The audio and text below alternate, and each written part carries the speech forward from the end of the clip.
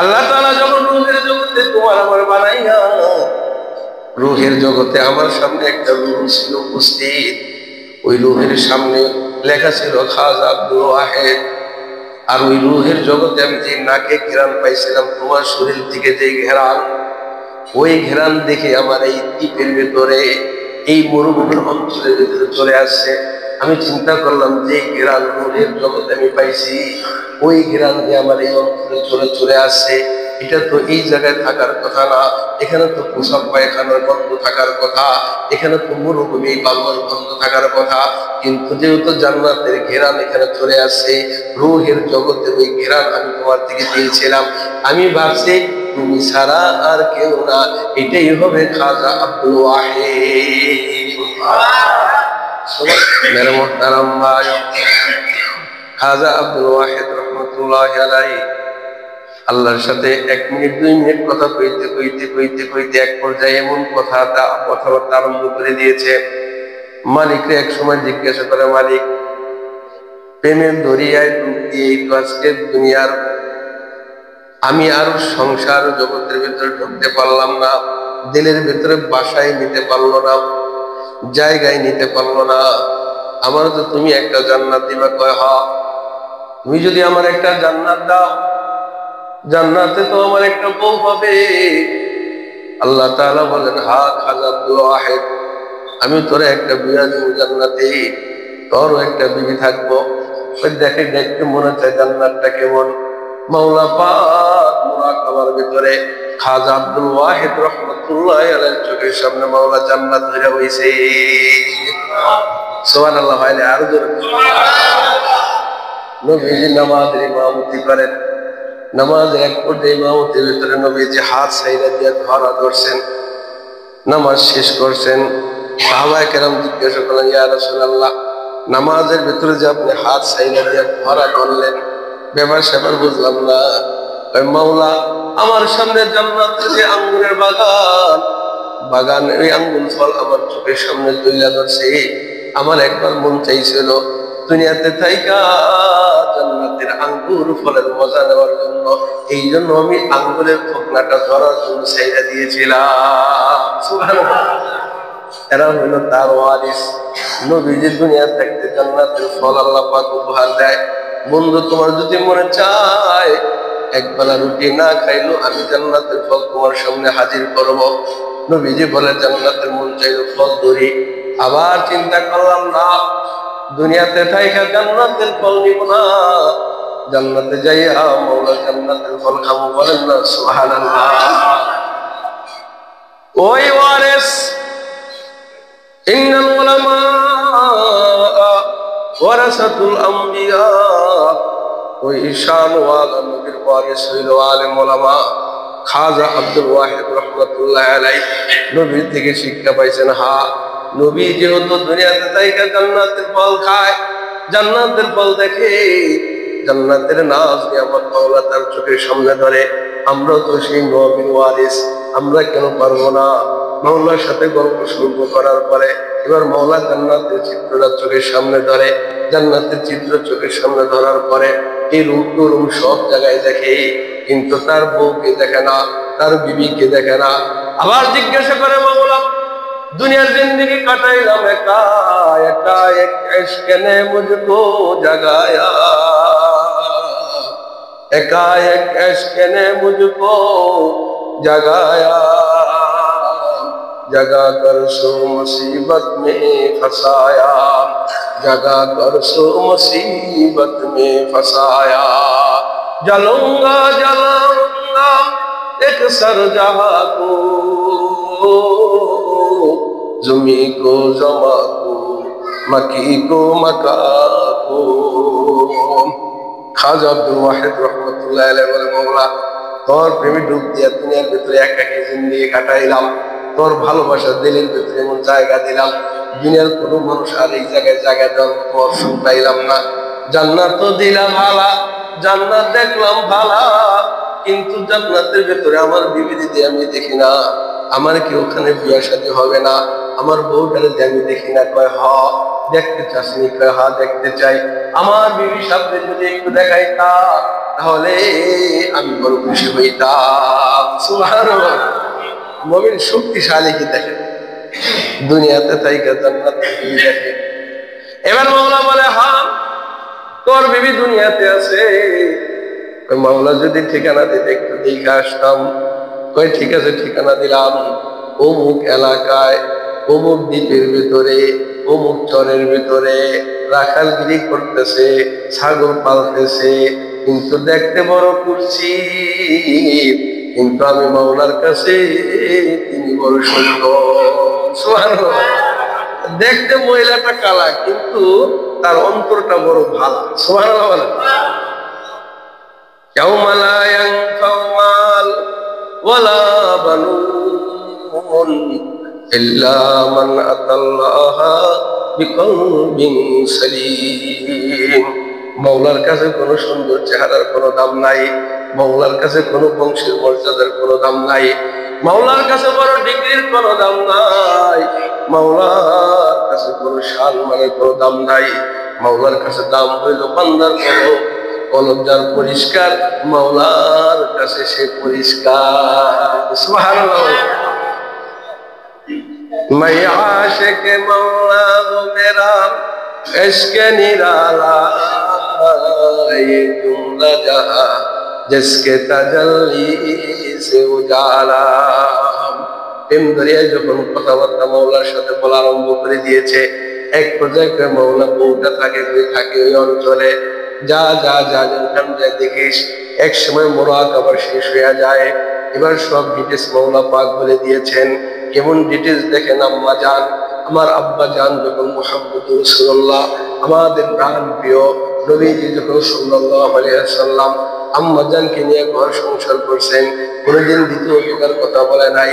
খাদিজাতুল কুবরা যখন দুনিয়া থেকে বিদায় নিয়েছেন, এবার আল্লাহ পাক বলেন, বন্ধু আমি তোমার বিয়ার একটা ঘটকালি করবো।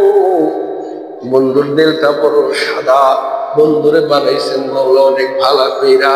এবার বন্ধুর জিন্দেগির জন্য আল্লাহ পাক ঘটকালি করবে।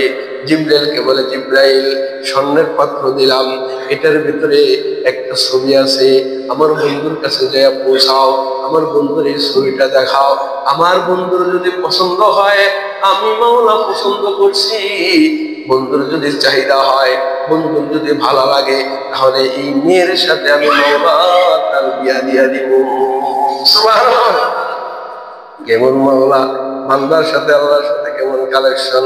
জিবরাইল এসে ছবি দেখায়, ছবিটা দেখা বড় শান, বড় মর্যাদাওয়ালা, বড় সুশ্রী, বড় অনেক সুন্দর দেখা যায়। এবার নবীজি ছবিটা দেখা পছন্দ করছেন। এই জিবরাইল বলে, জিবরাইল এটা মাওলা পাঠাইছে। কয় হ্যাঁ, আপনি যদি রাজি থাকেন মাওলা এই মানুষটার সাথে আপনার বিবাহ দিয়া দিবে। সুবহানাল্লাহ। আর নবীজি খুশি, আল্লাহ পাক বিবাহ বন্ধন করাইলেন। আম্মা জান আয়েশা সিদ্দিকা রাদিয়াল্লাহু তাআলা আনহা ছিলেন সেই মহিলাটার ছবি। আম্মা জানের ছবি আল্লাহ তাআলা নিজে আমার নবীজিকে ঘটকালের মাধ্যমে বিবাহ দিলেন।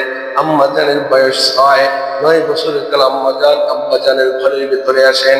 আমি আব্বা জান কেন বলি, আমার নবীর সাথে উম্মতের সাথে 5 ধরনের সম্পর্ক ছিল। আমার নবী যে কখনো হইতেন পিতা, সকলে তার সন্তান। সুবহানাল্লাহ বলেন। ওই হিসাবে আপনারা সন্তান, আমরাও সন্তান, আমিও সন্তান। আমার আব্বা জান হলো মুহাম্মদুর রাসূলুল্লাহ সাল্লাল্লাহু আলাইহি ওয়াসাল্লাম। 2 নম্বর সম্পর্ক ছিল তিনি নবী, আমরা তার উম্মত। সুবহানাল্লাহ বলেন না। 3 নম্বর সম্পর্ক ছিল তিনি সকলের বন্ধু। সুবহানাল্লাহ। মাঝে মাঝে বন্ধু হয়ে আলাপ আলোচনা করতেন, দুষ্টামি করতেন। দুষ্টামি তো বলা যায় না, নবীজি যেই শান অনুযায়ী যেটা বলা যায়। মাঝে মাঝে সাহাবীদের সাথে একটুখানি মজাক করতেন, বন্ধু বন্ধুর সাথে যেমনি মজাক করে। এক সাহাবীর একটু আম বাড়ি দেয় মোহাম্মদ কইরা। এই সাহাবী একদিন পায়, নবীজি বয়ান করে, ইয়ারা কে কি আমার কাছে পাইবা বলো, আমি আজকে পরিশোধ করে দিব। এক সাহাবী দাঁড়ায় বলে, ইয়া রাসূলুল্লাহ একদিন আপনি আমার একটা বাড়ি দিয়েছিলেন, আজকে ওই বাড়িটা দিতে চাই। সুবহানাল্লাহ বলেন। আবু বকরের চোখ গরম হয়, ওমরের চোখ গরম হয়, ওসমান রাগান্বিত হয়, আলী তো রাগাইয়া বসে দিয়েছে, তলহা জুবাইর তারা রাগান্বিত হয়। আমার নবীর থাকতো থামুক বাড়ি দিবে, কিছুই না, একটা বাড়ি কি হয়েছে, আজকে আমার নবীর বাড়িতে প্রতিশোধ নিতে চায়। এবার সবাই দাঁড়ায় রয়েছে রাগ, কিন্তু কয় দাও তাহলে বাড়ি দাও। তা কয় ইয়া রাসূলুল্লাহ, যখন আপনি বাড়ি দেন তখন আমার শরীরে কোনো কাপড় ছিল না, কাপড় ছাড়া ছিলাম, আপনি আমার শরীরে বাড়ি দিয়েছেন, এখন তো আমার আপনার শরীরে কাপড় থাকলে কেমনে বাড়ি দিব, সমান সমান তো হইল না। কয় তাহলে কাপড় তুলতে হবে নি? কয় হা।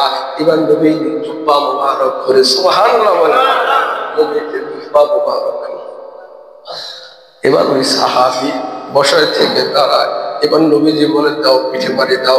সাহাবী যাইয়া দইরা দইরা আমার নবীজিকে জড়ায় ধরে, জড়ায় দইরা মহরে নবুয়ত একটা চুমা খায়। কে বলছে ইয়া রাসূল আপনার বাড়ি দিব, সুযোগ তো পাই না, মহরে নবুয়ত তো দেখতে পারলাম না। ওই মহরে নবুয়তকে দেখার জন্য, ওখানে চুমু খাওয়ার জন্য আমি এই পন্থ অবলম্বন করছি। ইয়া রাসূলুল্লাহ, হাসরের ময়দানে বলবো আমার তো কোনো আমল নাই, আমার কোনো কিছু আমল নাই, এই চুমোটা নিয়ে আমি আল্লাহর দরবারে হাজির হব, আমার কোনো আমল নাই। মাওলা আমার ঠোঁট পরীক্ষা করো, এই ঠোঁট মহরের নবুয়তে চুমু খাইছে, আল্লাহ এই উসিলায় যদি আমার মাওলা আমার মাফ কইরা দেয়। মাইয়া আশিকে মাওলা গো মেরা इश्क निराला, ये जुमला जहां जिसके तजल्ली से उजाला, एकाएक इश्क ने मुझको जगाया, जगा कर सो मुसीबत में फंसाया, जगा कर सो मुसीबत में फंसाया। मियां ने आशिकु माशूक रमोदीस, কেরামান কাতিবিন খবর নিস। এবার সমস্ত সাহাবী হাসি দেয়, সমস্ত সাহাবীর চোখের ভিতরে পানি চলে আসে। কি কৈফিয়াতে, কি পদ্ধতিতে নবীজির মহানবুয়তে চুমু খাইয়া ফেলাইলো, বলেন সুবহানাল্লাহ। তো কখনো কখনো বন্ধ হইতেন আমার ভাইয়েরা, আমার নবীজির উম্মত আমরা আমাদের নবীজির সন্তান, আমার নবীজি আমার আব্বা। এবার যখন খাজা আব্দুল ওয়াহিদ রাহমাতুল্লাহ আলাইহি বলে মাওলা দেখতে চাই জান্নাতের বাড়ি, দেখাইলেন বাড়ি, দেখতে চাই বিবিকে, দেখাইলেন বিবির পরিচয় দিলেন, যাও দ্বীপের ভেতরে রাখালের কাজ সে করে মুরগি টুরগি চালায়। এবার সে ওখানে চলে গেলেন, খোঁজ দেয় আল্লাহ, খাজা আব্দুল ওয়াহিদ সাহেব সেই দিক নির্দেশনায় ছেড়ে না যায়। জাগা মতন গেলেন, জাগা মতন যাইয়া দেখে একটা মহিলা মুরগি ছাগল গুলাকে ছেড়ে দিলেন, ছেড়ে দিয়া তিনি নামাজে দাঁড়ায় গেলেন। সুবহানাল্লাহ, আরো জোরে করেন না সুবহানাল্লাহ। আপনার আমি একটা দুইটা মুরগি ছাগল পাললে কই গরু হাতে লেগেছিলাম, কাপড় চোপড় মনে হয় ভালো না, নামাজ পড়তে পারবো না, আর তারাও মুরগি একটা দুইটা পালেন নাই, শতে শতে মুরগি ছাগল ছেড়ে দিয়া এবার মালিকের সাথে কালেকশন শুরু করছেন। এবার নামাজে দাঁড়াইছেন, মালিকের সাথে অনেকক্ষণ দীর্ঘক্ষণ প্রেমের আলাপ, সালাম কালাম ফিরাইয়া আর পিছনে তাকায় না, এবার পশ্চিম দিকে তাকাইয়া মুরাকাবা মাওলার সাথে করে জিকির আজগার করে ধ্যান করে মুশাহাদা করা আরম্ভ করে দিয়েছে। ওই মুহূর্তে খাজা আব্দুল ওয়াহিদ রাহমাতুল্লাহ আলাইহি পিছনে যাইয়া হাজির। নামাজের বিঘ্নতা ঘটবে, জিকিরের বিঘ্নতা ঘটবে, তিনি তো আমার বিবি হবে জান্নাতের। দাঁড়ায় রয়েছেন, দাঁড়ায় রয়ে কি হবে, এক আহলুল্লাহ গেলে আরেক আহলুল্লাহর নাকের ভেতরে ঘেরান চইলা যায়, বলেন সুবহানাল্লাহ। এখানে আমি যদি আতর লাগাই আসি আর আপনারা কেউ আতর না ব্যবহার করেন, ঘেরান পাবেন কি পাবেন? পাওয়া যাবে না। একজনে বিড়ি খেয়ে আছে, কেউ বিড়ি খান না, বিড়ির গন্ধ পাবে কি পাবে না? এবারে যখন তিনি খাজা আব্দুল ওয়াহিদ পিছনে দাঁড়াইছেন, নাকের ভেতরে ঘেরান আসছে, নাকের ভেতরে ওই মহিলা মাইমুনা সাদিয়া তার নাম, নাকের ভেতরে ঘেরান চলে আসছে যে আমার স্বামী চলে আসছে। পিছনে তাকায় বলে খাজা আব্দুল ওয়াহিদ, এই জায়গা তো দেখার জায়গা না, এই জায়গা তো তোমার আমার মিলনের জায়গা না, তোমার আমার তো জায়গা মাওলা জান্নাতে রাইখা দিছে। আরো জোরে কোন সুবহানাল্লাহ। এবার খাজা আব্দুল ওয়াহিদ মাইমুনা সাদিয়া তুমি কেমনে আমার শুনলাম যে খাজা আব্দুল ওয়াহিদ আমার জ্ঞান তুমি কেমনে বুঝলা? কয় আপনি তুমি বুঝলা কেমনে যে আমি মাইমুনা সাদিয়া আমি তোমার বিবি হবো জান্নাতে? তুমি এটা যেমনে বুঝছো আমি অমনি মাওলার কাছ থেকে যাই না নিছি। আল্লাহু আকবার বলেন। কয়টা হলো সম্মানিত হও আল্লাহ তাআলা যখন রূহের জগতে তোমার আমার বানাইয়া রূহের জগতে আমার সামনে একটা রূহ ছিল উপস্থিত। ওই রূহের সামনে লেখা ছিল খাজা আব্দুল ওয়াহিদ। আর ওই রূহের জগতে আমি যে নাকে ঘেরান পাইছিলাম তোমার শরীর থেকে যে ঘেরান, ওই ঘেরান দেখে আমার এই দ্বীপের ভেতরে এই মরুভূমির অঞ্চলের ভেতরে চলে আসছে। আমি চিন্তা করলাম যে ঘেরান রূহের জগতে আমি পাইছি, ওই ঘেরান দিয়ে আমার এই অঞ্চলে চলে আসছে। এটা তো এই জায়গায় থাকার কথা না, এখানে তো পোশাক পায়খানার গন্ধ থাকার কথা, এখানে তো মরুভূমি বালুর গন্ধ থাকার কথা। কিন্তু যেহেতু জান্নাতের ঘেরান এখানে চলে আসছে, রূহের জগতের ওই ঘেরান আমি তোমার থেকে পেয়েছিলাম। আমি ভাবছি তুমি ছাড়া আর কেউ না, এটাই হবে খাজা আব্দুল ওয়াহিদ। সুবহানাল্লাহ। চিন্তা করেন রূহের জগতে শেখ আলী কি বলেন, হযরত আলী বলেন আমি রূহের জগতে আমার ডাইনে বামে সামনে পিছনে কোন কোন রূহগুলা ছিল, কে ছিল, এগুলো সব আমার মনে আছে। আল্লাহু আকবার বলেন। এটা হলো তাসাউফের লাইন। এরা যদিও জিন্ন শীর্ণ থাকে, কিছু বোঝে না, বোবা থাকে, অদম বলে, এরা আখিরাতের বিশাল এক একজন সম্রাট হয়ে যায়। বলেন সুবহানাল্লাহ। ভাই বলানোর উদ্দেশ্যে খাজা আব্দুল ওয়াহিদ লোক আল্লাহ পাকের প্রথম মকবুল বান্দা, ওমর একজন লোক যিনি তাবলীগের যিনি প্রতিষ্ঠাতা ইলিয়াস রহমাতুল্লাহ আলাইহি মাওলার সাথে প্রেমের মুরাকাবা করতেন। যদিও আপনাদের দরবারে পীর মুরিদি পছন্দ না, ইলিয়াস রহমাতুল্লাহ আলাইহি পীর আছে। ইলিয়াস রহমাতুল্লাহ আলাইহি বিষয় একজন পীর ছিলেন, আধ্যাত্মিক জগতের সাধক ছিলেন। আল্লাহ তাআলা দিলের ভিতরে ডালছেন, তাই এই পন্থা চালু করছেন কেমনে উম্মতদেরকে বাঁচানো যায়। চালু হয়ে গেল তাবলীগ জামাত। ওখানে আল্লাহ তাআলা যাদেরকে বসাইছেন এরা বুঝবেন এক একজন মকবুল বান্দা, এক একজন বড় আহাদুল্লাহ, এক একজন বড় আল্লাহর পছন্দের ব্যক্তি। আপনারা দেখেছেন কয়েকদিন আগের ভিতরে আহলুল্লাহরা ঘুমাই রয়েছেন, নামাজি ওয়ালারা ঘুমাই রয়েছেন, জিকির ওয়ালারা ঘুমাই রয়েছেন। এদের ভিতরে যাইয়া এদেরকে কুপাইয়া, এদেরকে টেরা মাইরা, এদেরকে স্যান্ডলকে ভারী মাইরা, তাদেরকে রক্তাক্ত করলো, আহত করলো। 5 থেকে 7 মানুষ নিহত হলো। এখনো শত শত মানুষ হসপিটালের ভিতরে আছে। যারা আহলুল্লাহদেরকে এমনি মারে, যারা আহলুল্লাহদেরকে তাহাজ্জুদের সময় ঘুমের ভিতরে আক্রমণ করে, বলেন তো এরা যদি উপরে যদিও দেখা যায় মাওলানা, উপরে যদিও দেখা যায় সুফি, উপরে যদিও দেখা যায় খতিব, উপরে দিয়ে যদিও দেখা যায় মুহাদ্দিস, আসলে মুহাদ্দিস না ফেরাউন। আবু জাহেল ফেরাউনের চাইতে এরা খারাপ, কথা বলেন ঠিক কিনা? আবু জাহেল বলছে আমি আবু জাহেল, আমার উপরে কোনো কর্তৃত্ব চলবো না। আর লেবাস দিয়ে পোশাক পরিধান কইরা ও প্রকাশ করতে চাইছে আমি একজন মুবাল্লিগ, আমি একজন তাবলীগওয়ালা। কিন্তু এই যে শয়তানি ভাষা দইরা, ভালো পোশাক দইরা কামনা করলো দুঃখতার ফেরাউন আবু জাহেলের মতো, বলেন ঠিক কিনা? এই জন্য আমার ভাইয়েরা আলেমরা বুঝে, আলেমরা আল্লাহর থেকে রাস্তা নাই, আল্লাহর থেকে সবকিছুর সিদ্ধান্ত নিয়া তারা যে রাস্তা বাতাই দিয়েছে, যে দলের ভিতরে আলেমরা আছেন, এই দলটা হইল সহি দল। একসাথে বাংলার সব আলেম করতে পারে না, একসাথে সবার চোখ নষ্ট হইতে পারে না, একসাথে সবার জেন পাগল হইতে পারে না। যেহেতু বাংলার সমস্ত আলেম ওলামারা যেটাকে তাবলীগ সহিদিন বলছেন আর যেটাকে তা থেকে গুমরাহ বলেছেন, ওটাই গুমরাহ হবে, এটাই সহি হবে, কথা বলেন ঠিক কিনা? এই যে অবস্থাটা করলো, তাহলে এদের দাওয়াত দিয়া, এদের দাওয়াত দিয়ে মানুষ কত ফায়দা হবে বলেন তো? যারা সন্ত্রাস, যারা এরকম একটা কাজ করতে পারে, মুসলমানের একটা রক্তের দাম আসমান জমিনের সবার চাইতে দাম বেশি। সুবহানাল্লাহ। একজন নবীদের ওয়ারিসদের এক ফোঁটা রক্তের দাম কেমন দিতে পারে? সুবহানাল্লাহ। এই রক্তগুলা শহীদ করে দিল, এই রক্তগুলা মা নির্মম ভাবে মেরে ফেললো। কত বড় সাংঘাতিক দামি কথা! এই জন্য শেখপুর ন, শিবচর আমাদের পুরোনা পুরো বাংলাদেশের ভেতর থেকে এই সাতপন্থী যারা যে এলাকায় যে গ্রামে এই ঘাউরা পার্টি যেটা যেটা আছে, এক একজনের নাম দিবেন, এক একজনের লিস্টি দিবেন। এদেরকে আর বাংলার জমিনে বাংলার মায়ের কাছে থাকতে দেওয়া হবে না। এরা হইল জালেম, এরা হইল খুনি, এদের জায়গা হইল জেলখানা। কথা বলছি, খুনি এরশাদ জেলখানায় গেছে না? কথা বলেন ঠিক কিনা? খুনি এরশাদ জেলখানায় যাইতে পারে, তাহলে উনি টুপি পরে যদি খুন করে তাহলে ওনার ঠিকানা কোথায় হইব? জেলখানায় হবে।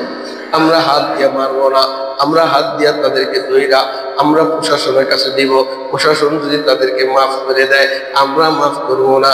আমি আপনাদেরকে 4 চরিত্রের বেলায় বলেছিলাম, আমাকে এক ঘুষি দিলে আমি যদি সম পরিমাণ ঘুষি দেই, আমি হব সৎ চরিত্রবান ব্যক্তি, আমি কোনো জুলুম করি নাই। ও আমার ভাইরে মারছে, মায়ের প্রতিদান মারতে হবে। কথা বলেন ঠিক কিনা? এখানে সুফিগিরির কোনো প্রয়োজন? সুফিগিরি আমার নবীর চাইতে বড় সুফিগিরি আর দুনিয়া থেকে ছিল না। কথা বলেন ছিল না? নবীর চাইতে তাসবিহ পড়নেওয়ালা বড় কেউ ছিল? নবীর চাইতে জিন্দা কলমওয়ালা আর পৃথিবীতে কেউ ছিল? হ্যাঁ, তাহলে ওই নবী যদি তাসবিহটাকে পকেটে রাইখা যদি তিনি তরবারি হাতে নিতে পারে, তা আমি আর আপনি সুফি, এই সুফির কি দাম আছে? কথা বলেন ঠিক কিনা?